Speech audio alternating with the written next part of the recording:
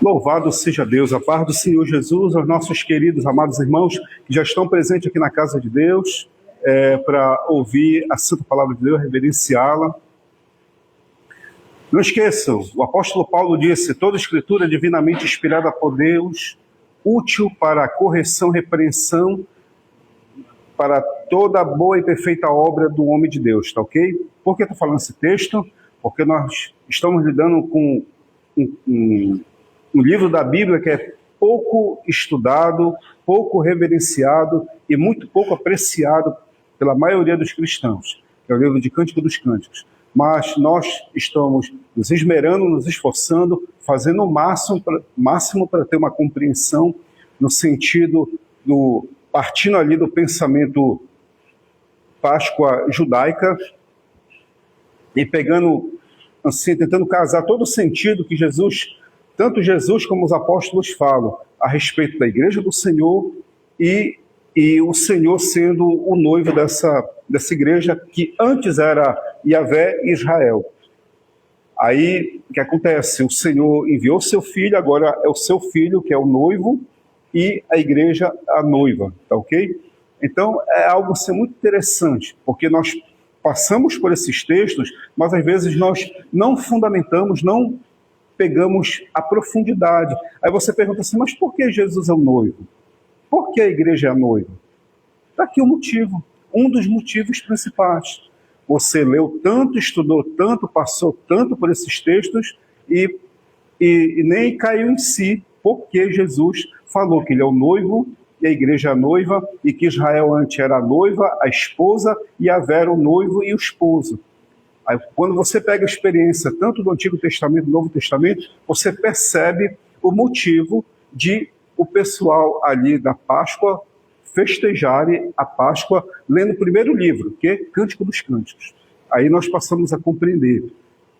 E que a experiência de Jesus como esposo, nós percebemos ali, principalmente em Betânia, partindo dali de Betânia, como ele teve essa cuidado, através da sua experiência, de dar reverência a essa festividade como uma forma de analogia para a compreensão dos acontecimentos que posteriormente veria na vida dele e também dos apóstolos, no sentido de escritos, tá ok?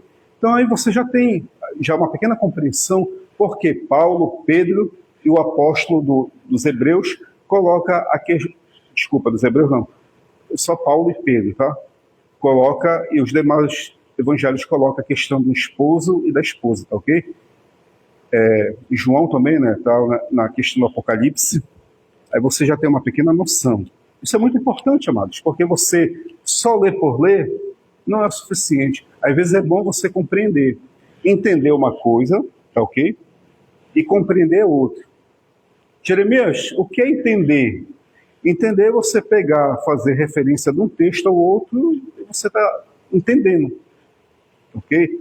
Estudando as partes das palavras ali, os significados, mas quando você vai compreender, você vai fazer uma exegese, você vai fazer uma hermenêutica, vai estudar a parte histórica, o motivo, a intencionalidade do autor, por que ele colocou aquilo ali. Essa é a chamada compreensão.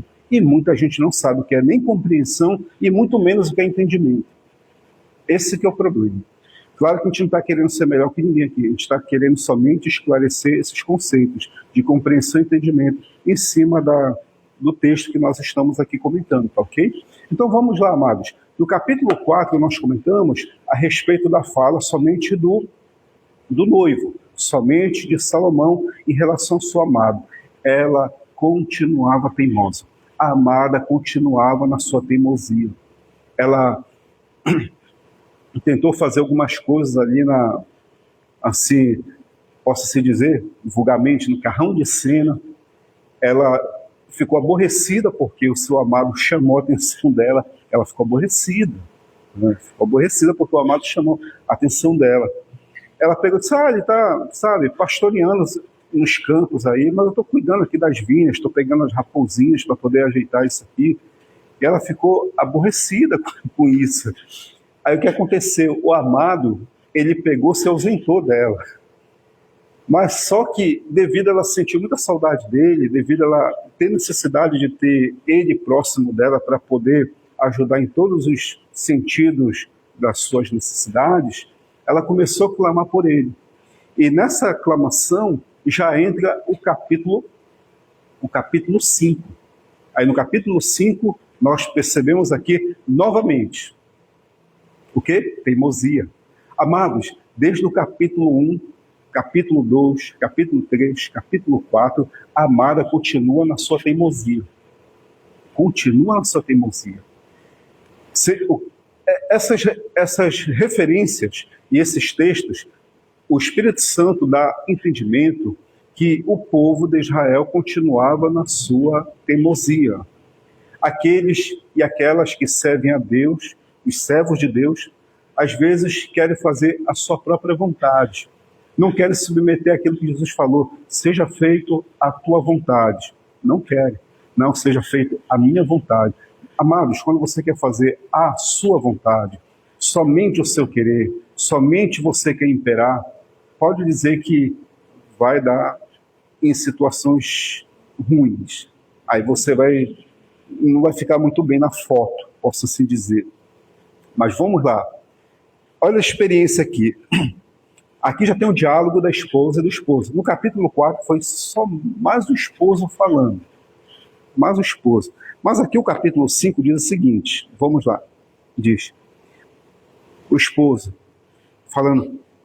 Já entrei no meu jardim, minha irmã, minha noiva. Colhi a mirra com especiaria, comi do meu favo com mel e bebi meu vinho com leite. Comei e bebi, amigos. Bebei fartamente, ó amados. Aqui ele tinha um conjunto de amigos que andavam mesmo com ele para conversar, dialogar. Você vê isso na experiência de Roboão, que tinha aqueles jovens que andavam com ele, que ele pegava conselho e tudo e tal, entendeu? Então os príncipes e reis sempre tinham os conselheiros, os seus amigos de infância, tudo, que andava para cima e para baixo para conversar, dialogar, até aquele momento de conversa, de amigo mesmo, sabe?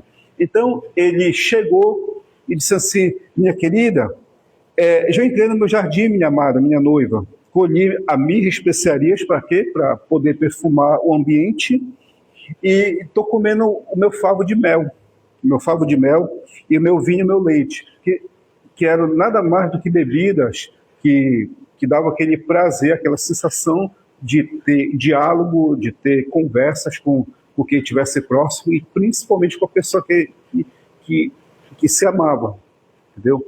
Então, essas bebidas eram, assim, muito chamativas. Aí que acontece? Ele anuncia isso para ela e olha o que ela diz. É que ela diz aqui.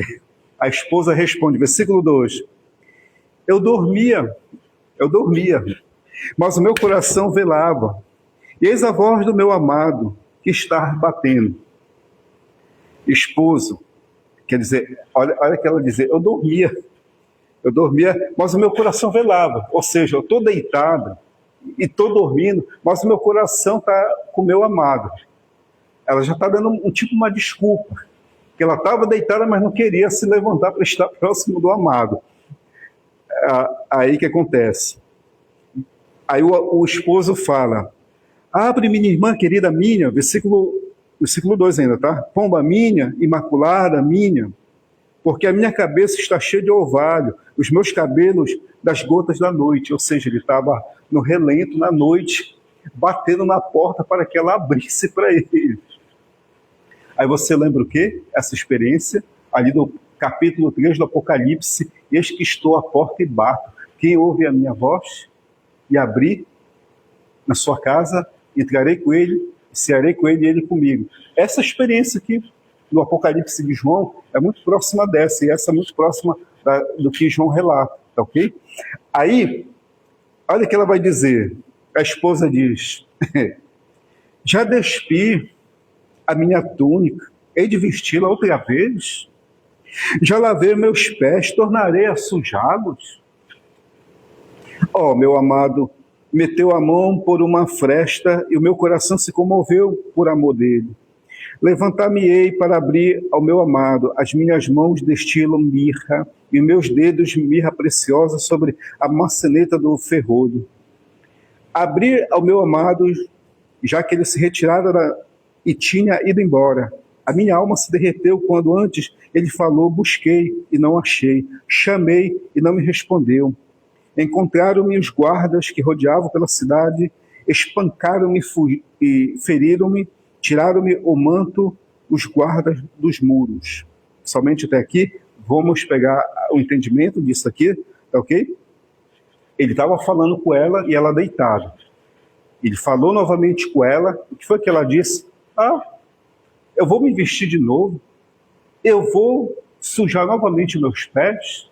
Ou seja, ela estava indisposta, ela não queria ter contato, ela não queria ter intimidade, ela não queria se aproximar do amado ali, por alguma coisa. O que era essa coisa? Era teimosia da parte dela, ela não queria se levantar. Fazer logo a aplicação disso aqui, Isaías disse, desperta tu que dorme, levanta dentre os mortos, e o Senhor te resplandecerá, tá? Então, acontece na nossa caminhada que nós não queremos ter intimidade com Deus, não queremos ter comunhão com o Senhor, não queremos orar, não queremos ler a Bíblia, não queremos buscar Deus, não queremos jejuar, não queremos consagrar, não queremos cantar louvores, não queremos ir para a igreja, não queremos fazer a obra de Deus. Tudo isso é do nosso coração. E tudo isso está entranhado em nós, essa maldade. Isso nada mais é do que maldade. Isso é coisa da nossa vida, do nosso coração. Não queremos fazer. Você pensa que a sua carne estava querendo que você estivesse aqui nessa noite? Negativo. A sua carne, ela odeia esse lugar aqui. O seu ego, o seu eu, odeia estar presente aqui para louvar, adorar e buscar Deus. Odeia. Mas tem um lado que Deus colocou na sua vida, que é uma renovação espiritual que quer que você esteja. Então você tem que lutar contra a carne, e o espírito luta contra a carne, e a carne contra o espírito.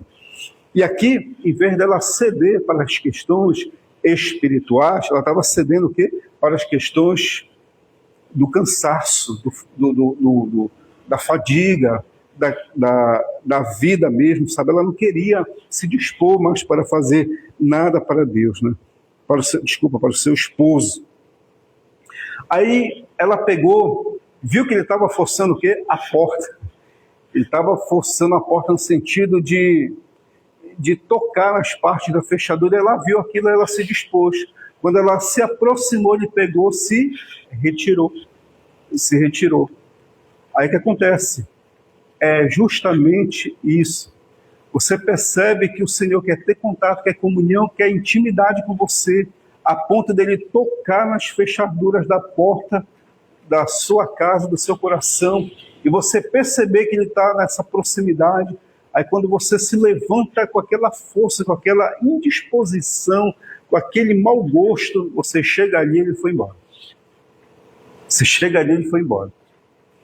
Então, o esfriamento espiritual acontece dessa forma. Você vai abandonando o prazer de servir a Deus aos poucos. Porque tudo que nós fazemos, amados, tem que ser com prazer, com vontade. Então, o livro de Cântico dos Cânticos, ele mostra essa questão não somente da vontade, mas do prazer.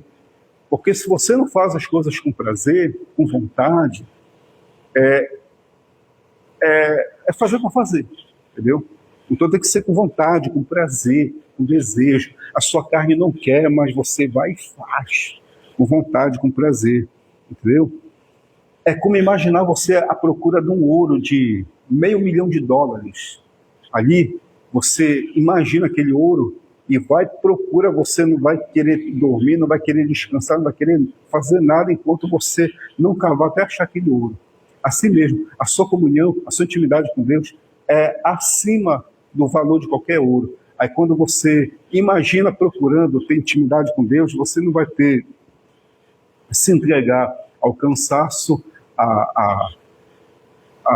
às fadigas, nada disso.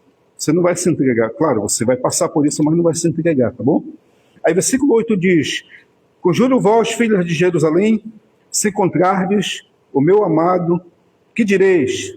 Que desfaleço de amor.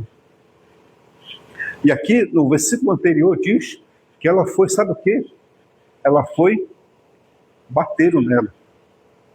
bateram, machucaram ela. Jeremias, o que significa isso? Significa que depois que você perdeu sua comunhão com seu amado, com seu querido Senhor, você vai à procura, você vai passar por muitas dificuldades. As pessoas que, em vez de indicar onde ele está, de falar onde ele está presente, de dizer onde você pode ter mais comunhão com ele, essas mesmas pessoas que vão ver que você está procurando ele, vão caçar sua vida, vão lhe perseguir, vão lhe colocar lá embaixo e vão querer destruir esse sentimento de que você deseja buscar Deus. Essas pessoas vão querer dar rasteira em você. Essas pessoas vão querer desprezar e menosprezar o sentimento que está dentro de você de querer ter mais comunhão com Deus, porque você perdeu anteriormente, agora você quer buscá-la novamente. E essas pessoas vão querer o quê? Vão querer desprezar, menosprezar, querer destruir o sentimento que está em você de querer ter mais comunhão com Deus. Então isso é muito chamativo em relação a esse texto. Entendeu? A amada, ela passou por essa experiência e os guardas pegaram o quê? Bateram nela. Bateram nela para ela se sentir mais acuada, mais limitada, com mais dificuldade de ir atrás do seu esposo. Mas ela não desistiu. E ela disse: conjuro vós, filhas de Jerusalém, ou seja, por amor de Jerusalém, vocês, meninas, por amor de Jerusalém, se encontrardes o meu amado, que direis? Vocês vão dizer que eu desfaleço de amor por ele. Se vocês encontrarem Deus, se vocês conseguirem encontrar o Senhor Jesus, pode dizer para ele que eu tenho um grande paixão, um grande desejo de estar junto com ele, um grande amor que eu tenho por ele. Se você está aqui nessa noite, porque você tem esse desejo, esse amor pelo Senhor. Se você não tivesse, você estaria passeando no shopping, andando pelas ruas, pelas praças, ou sentado na frente de alguma tela, assistindo redes sociais, mas você não está fazendo isso. Você está aqui porque você desfalece de amor pelo Senhor, você quer ter comunhão com Deus, independentemente se a sua carne quer ter ou não, você quer ter comunhão com Deus, entendeu? Isso é glorioso. Versículo 9 diz, já está acabando, quer o teu amado mais do que o outro amado, ou tu, ou mais formosa entre as mulheres? Quer o teu amado mais do que o outro amado, que tanto nos conjuras? Ou seja, o coro das meninas, das moças, que era o quê? Eram 300 concubinas e 700 princesas. Digamos, 699 princesas, as 300 concubinas. Com uma delas fazer o que? 700. Disse assim, para ela o seguinte: quer o teu amado mais do que o outro amado, ou tu, ou mais formosa entre as mulheres? Elas reconheceram: olha, tu é mais formosa entre as outras mulheres. Eu dei uma indicação, né? Expliquei o que é formosa e o que é bonita. Existe a mulher bonita e existe a mulher formosa. Vou explicar novamente que o pessoal que está acompanhando recente, tá? Eu vou explicar. Há uma diferença entre uma mulher bonita, uma pessoa bonita e uma pessoa formosa. Qual é a diferença, gente? A pessoa bonita é de boa aparência, tá? De boa aparência, se veste muito bem, ok? Fala muito bem. Mas a formosa, ela é diferente. Ela não somente tem uma boa aparência, ela não somente se veste bem, não somente se comporta bem, mas ela tem um proceder, uma ação absolutamente compatível com a chamada ética racional, que a filosofia diz, mas que a Bíblia diz que é a chamado comportamento, um comportamento que é chamativo. Aí quando une essas ações com a beleza que ela tem, ao unir isso, se torna o quê? Uma pessoa formosa. Tanto homem como mulher, ok? E isso é enigmático, isso chama atenção. Isso é muito enigmático, chama atenção, ok? E aqui, ela é formosa entre as mulheres. Quer o teu amado mais do que o outro amado? Ou tu que conjuras, tu que juras, né? Então, que ele é melhor do que os demais homens, que ele é superior aos demais homens, e a esposa, ela dá uma resposta aqui. Ela dá essa resposta.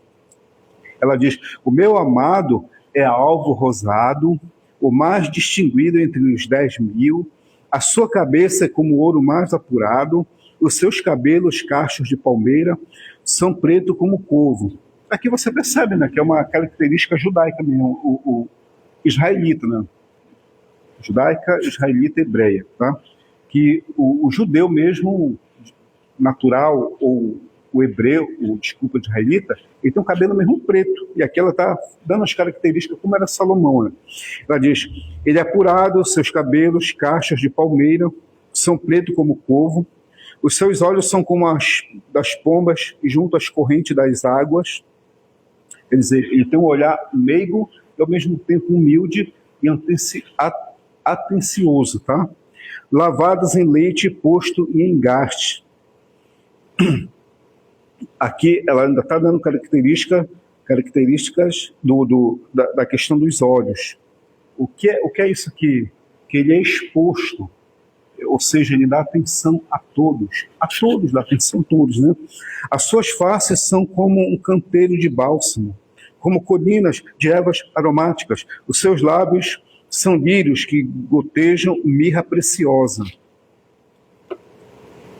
É interessante porque ela está dando as características dele, como é que ele é. Ou seja, a parte da face que chama atenção, ele é simpático, ele é uma pessoa elegante, ele é uma pessoa atenciosa, ele é uma pessoa alegre. Tudo isso que a Bíblia diz, que Provérbios explica, uma pessoa alegre, sorridente, sempre de bem com a vida, ela formoseia o seu rosto. Então, ela está falando isso dele, e ele já tinha falado isso dela. Já tinha tocado isso no capítulo 4. Agora ela está fazendo o quê? A reciprocidade. Ou seja, ele fez isso comigo, me elogiou, dizendo que o meu pescoço é como a torre de Davi, os meus olhos como de pomba, meus cabelos como de cabra e tal. Ele fez tudo isso no capítulo 4. Agora aqui no capítulo 5 ela está dando de volta, dando as características, como é seu amado, a parte de cima, né? E as suas mãos, cilindro de ouro, embutidos de jacinto, o seu ventre como de marfim, coberto de safiras, suas pernas, coluna de mármores, sentado na base de ouro puro, seu aspecto como o Líbano, esbelto como o cedro. Você lê isso aqui, é só linguagem figurada, né? Mas aqui ela está, nada mais, amados, elogiando seu esposo. Tá? Eu estou no versículo 15, tá? Ela está elogiando a estrutura dele, como ele é uma pessoa, além de ser alegre, feliz com a vida, uma pessoa sempre sorridente, ele também tem impulso, tem força, tem vigor em toda a sua estrutura corporal. O que é que ela tá? Qual é a mensagem que ela está passando aqui? Que o seu marido, o seu esposo, ele demonstra força em tudo aquilo que faz na sua relação, tá ok? Versículo 16. O seu falar é muitíssimo doce, sim, ele é totalmente desejável. Tal é o meu amado, tal meu esposo, ó filhas de Jerusalém. Ela pega e explica aqui, ó. Tal meu amado, tal meu esposo, filha de Jerusalém. O seu falar, ele é doce. O que é um falar doce, Jerusalém? O falar doce é semelhante. Vamos pegar aqui um exemplo. Uma orquestra, tá? Tem a orquestra e tem o maestro. Ali todos os instrumentos estão tocando numa simetria, estão tocando em concordância um com o outro, tá? Se alguém sair desafinado dali, quem é que vai perceber? O maestro. Só o maestro que vai perceber? Qualquer pessoa percebe, que entende de música e que não entende, que alguém saiu do padrão ali da orquestra, tá ok? Então isso é chamado simetria. Então a unidade de todos esses sons se torna o quê? Harmonioso. E harmonioso se torna o quê? Doce aos ouvidos. A mesma coisa acontece com a voz do amado aqui. A voz do amado, ela descreve como uma voz doce, harmoniosa, que chama atenção como uma orquestra quando toca com diversos instrumentos, mas todos em harmonia, que se torna algo doce aos nossos ouvidos, e a gente fica preso ali. Então, quando tem harmonia na vida da pessoa, é justamente isso. Claro que Deus, né, é totalmente harmonia. Deus, ele é belo. Então é por isso que ele chama a nossa atenção. Porque tudo que é perfeito, tudo que é amável, tudo que é louvável, tudo que é de boa fama, isso ocupa o nosso pensamento, porque pertence tudo a Deus. Isso chama a nossa atenção. Então a questão dessa relação da amada para com seu amado é uma analogia referente à nossa comunhão com Deus. O que nós devemos ver de Deus, porque Deus, ele é tudo harmonioso, perfeito, belo, maravilhoso, magnífico e extraordinário. E nós queremos estar próximo dele, mas não vamos fazer corpo mole. O apóstolo Paulo fala em Romanos capítulo 12 que nós não devemos mostrar assim falta de interesse pelas coisas de Deus, porque caso nós venhamos fazer isso, o que vai acontecer? Nós estamos sujeitos a passar por diversas situações, principalmente o esfriamento do amor. Se esfriar o amor é complicado. Aí vai acontecer justamente o que aconteceu aqui com ela. Esfriou um pouquinho, não fez menção, ficou deitada ali, e o seu esposo fez uma menção de forçar ali a porta, e ela viu, ela se levantou, ele tirou a mão dali, ele se afastou e ela procurou, ele já não estava mais lá presente. E ele bateu tanto na porta, no relento, que o cabelo dele ficou cheio de orvalho. Assim mesmo tem pessoas que fazem com Deus. Deixa Deus no relento e ele bate na porta daquele coração, querendo ter comunhão, querendo ter momentos de leitura da palavra, momentos de oração, momentos de intercessão. Ele está batendo ali, a pessoa não abre. Mas ela abre o celular, abre as redes sociais, abre as más amizades, abre os convites que tem aí fora e passa 1, 2, 3, 4, 5, 6, 7, 8, 9, 10 horas e a pessoa, quando vai se voltar para Deus, não dá nem 5 minutos. Acabou. Entendeu? Uma vez, vou falar que está sendo gravado, eu vou confessar isso aqui para vocês, não vou mentir, vou confessar para vocês. Omitir, desculpa. Uma vez eu estava sentindo algo no meu corpo, aí eu queria descansar um pouco. Aí sentei e comecei a assistir algo na televisão, nas redes sociais, né? Filme e tal. Amado, passou 1 hora, 2, 3, 4, e aquilo me prendeu, né? Só que eu ainda estava com desconforto no meu corpo. Eu estava esperando aquele desconforto passar para eu poder ler, estudar. Amados, aquilo encheu tanto a minha cabeça, tanto, que eu não consegui nem orar e nem ler a palavra. Sabe o que me veio na mente? Pensamento de suicídio. Por quê?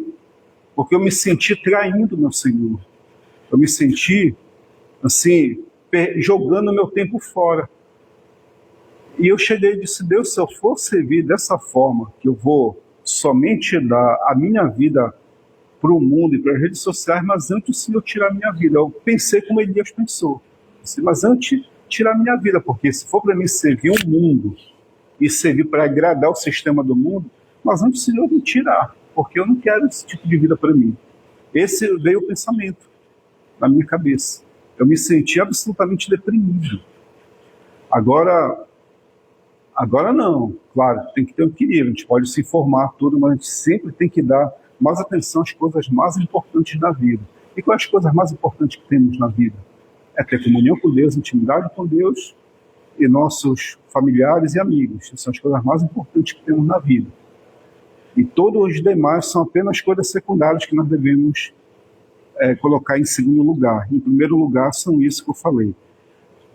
Então, amados, quando eu falei tirar a vida, foi justamente pedir para mim não viver mais esse tipo de vida que eu não desejo para ninguém, sabe? Então, queridos, o capítulo 5 é justamente isso, tá bom?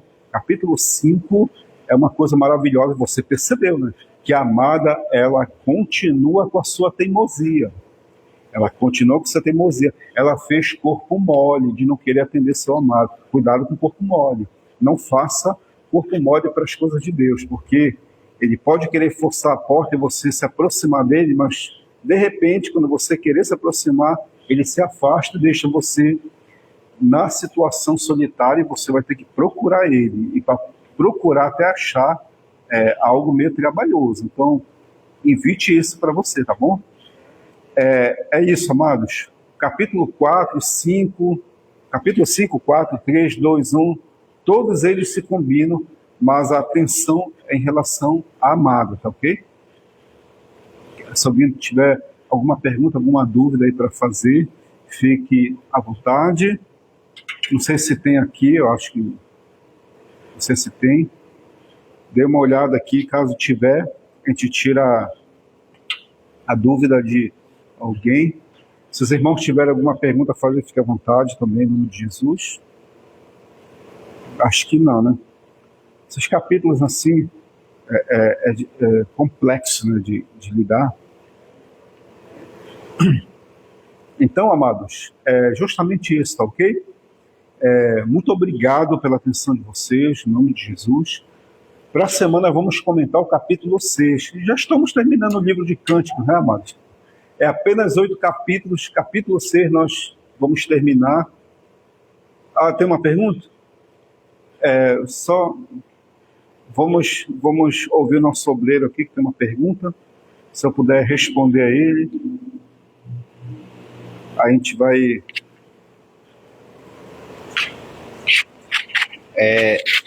Assim, Jeremias, mediante essas perguntas, o noivo representa Cristo, né? E a moça,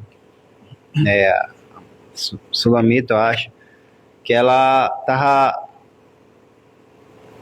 assim, tendo um caso, né? Com o seu senhor. Naquela época, assim, havia uma diferença, assim, né?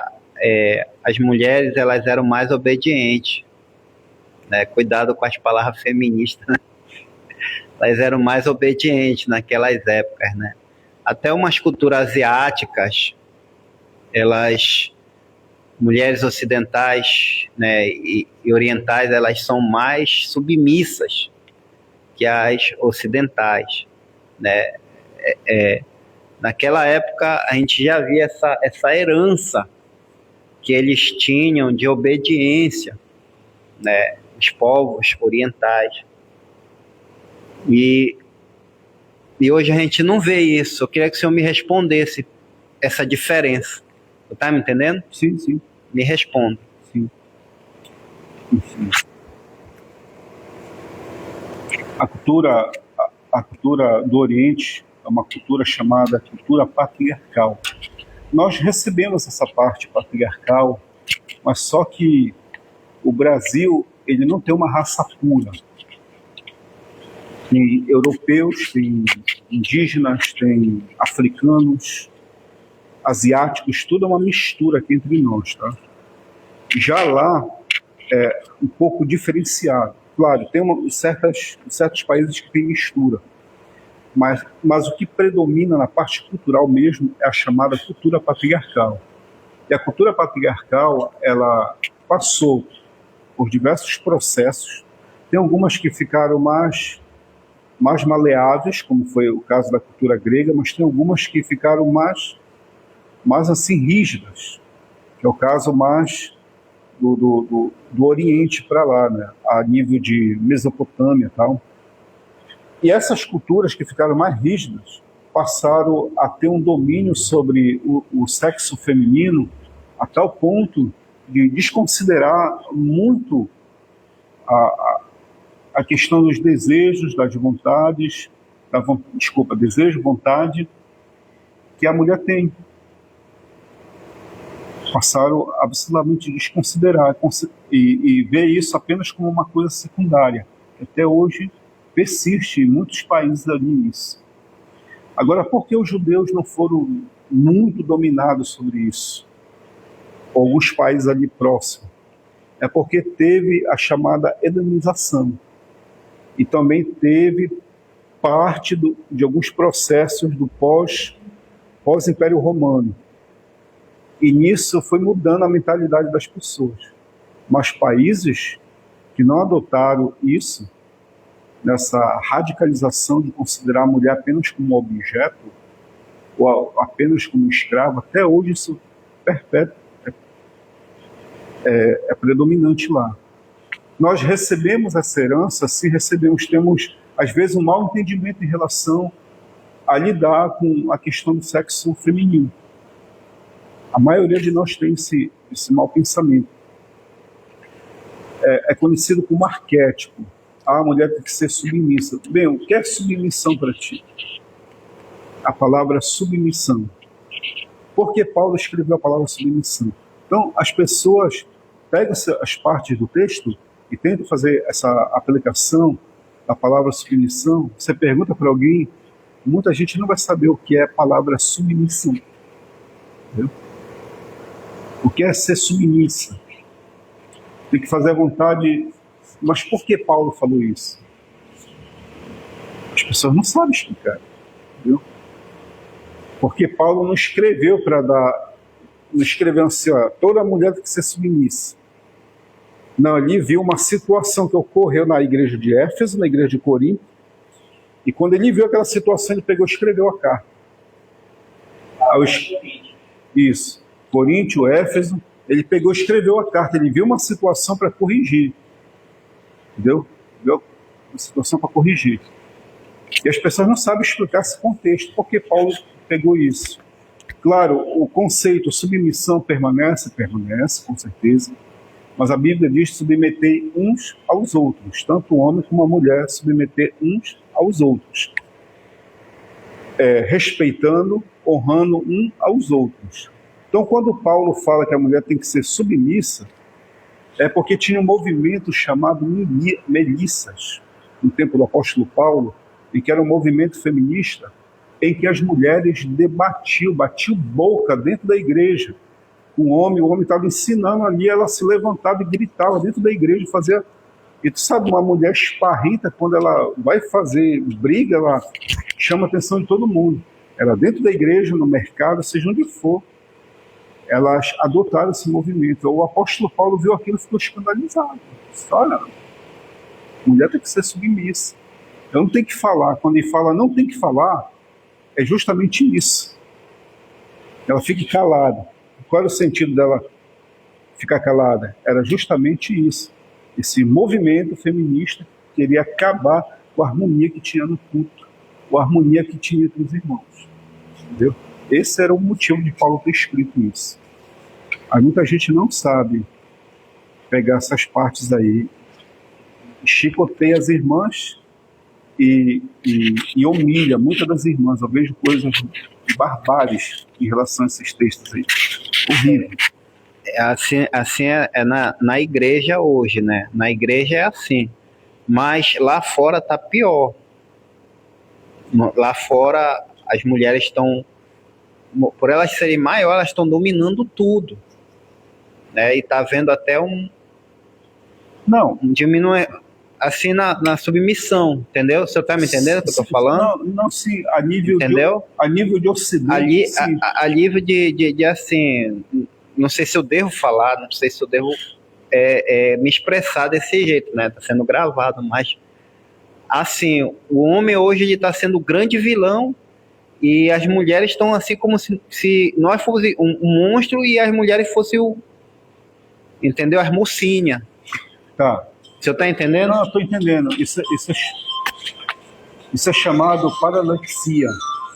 A pessoa não conseguir compreender um fenômeno para poder lhe explicar com um conceito. Aí, a nível de Ocidente, eu concordo, está tendo muito essa confusão. Mas no Oriente, não tem. Não tem, porque tem a radicalização. É uma radicalização lá, como uma radicalização aqui, entendeu? Aí o negócio é ser radical. A radicalização. É um trabalho que nós temos aí como educadores, ensinadores da palavra de Deus, educadores, explicar isso aí. É complexo, trabalhoso, mas tem que ser explicado. Então, amados, essa nossa pequena exposição, tá bom? Deus abençoe. Deixa eu orar por todos aí, em nome de Jesus. Querido amado Pai, muito obrigado pela atenção de cada um dos amados irmãos, que todos sejam tomados pela ação do teu Santo Espírito. Cure essa pessoa, abençoe essa vida, encha de santidade, pureza, graça, unção, alegria, paz, felicidade, gozo em te servir e te adorar. Perdoa seus pecados, suas faltas, seus erros e encha do teu Espírito Santo a cada querido e querida nesta noite, na autoridade do nome eterno de Jesus. Muito obrigado pela tua grande e poderosa atuação. Que Deus abençoe em nome de Jesus. Amém? Até o capítulo 6 para a semana.